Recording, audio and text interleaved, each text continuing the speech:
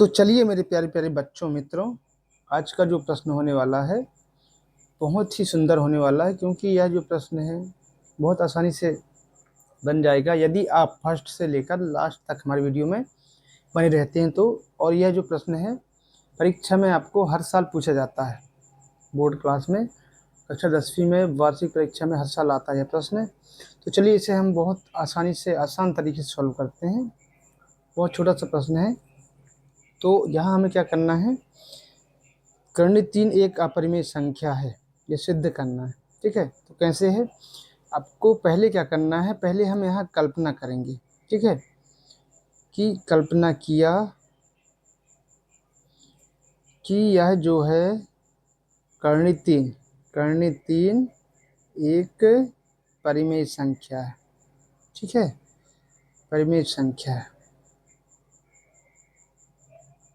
अब हम उल्टा क्यों मान रहे हैं, इसको विरोधाभास मानना, उल्टा, कि यह हमें सिद्ध करना है अपरिमेय संख्या, मगर हम इसे मानेंगे परिमेय संख्या। ऐसा क्यों,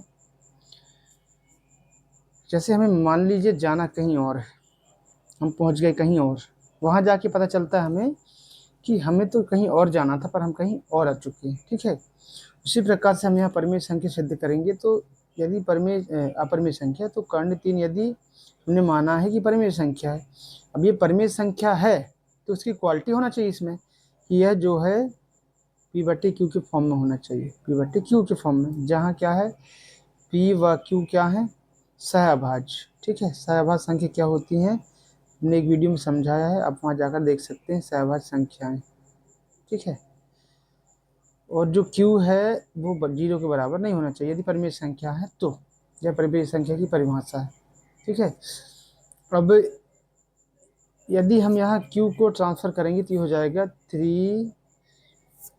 कर्ण 3 हो जाएगा ये, और ये हो जाएगा Q इक्वल टू P। ठीक है, अब क्या करना है, हम क्या करेंगे, दोनों पक्षों में वर्ग करेंगे। क्या करेंगे, दोनों पक्षों में वर्ग करेंगे। वर्ग करने पर दोनों पक्षों में यदि हम वर्ग करेंगे तो हमें ये मिलता है कर्ण 3 जो वर्ग से कट जाएगा, कर्णी, तो 3 बचेगा, और यहाँ Q में वर्ग लेगा तो Q स्क्वायर होगा, P में वर्ग लेगा तो प्यारा प्यारा ये P में वर्ग लग गया। ठीक है, अब यहाँ पर देखेंगे हम, यदि हम 10 को लिखते हैं इस प्रकार से, 10 बराबर 5 × 2,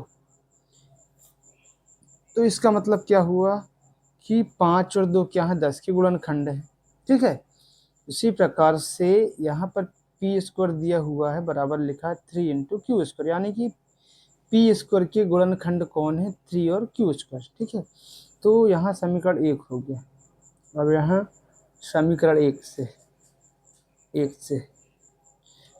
ठीक है, 3 और Q स्क्वायर P स्क्वायर के गुणनखंड है, यानी कि 3 जो है P स्क्वायर को डिवाइड करेगा, विभाजित करेगा।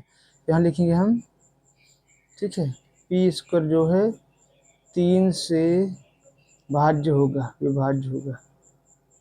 ठीक है, तो P भी 3 से विभाज्य होगा। ठीक है, ये आ गया। अब क्या करना हमें, समीकरण 1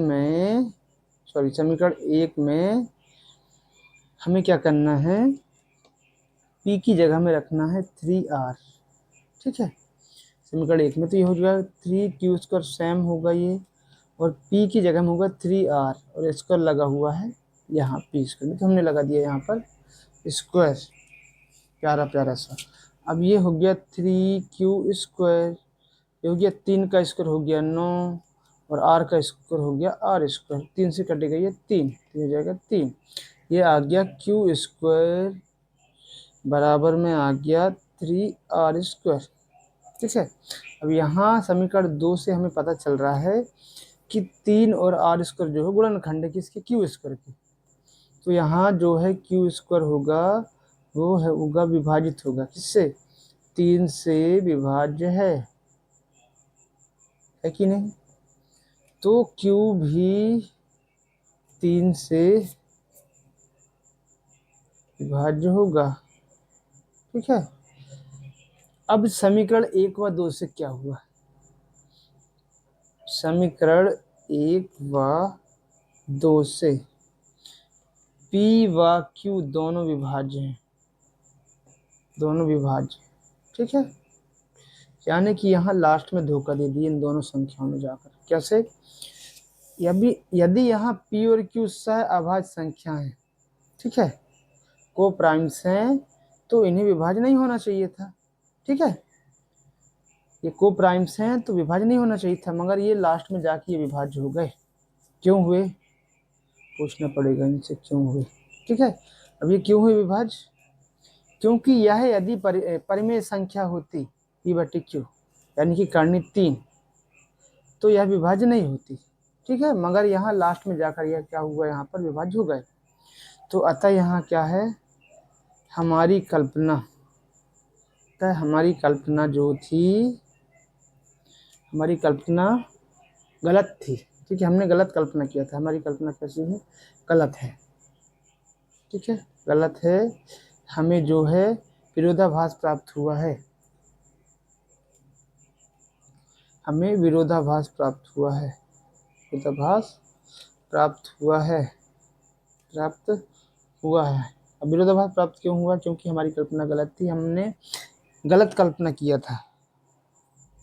तो यहाँ लिखेंगे अतः कर्ण 3 जो है अपरिमेय संख्या होगी, परिमेय संख्या होगी, ठीक है।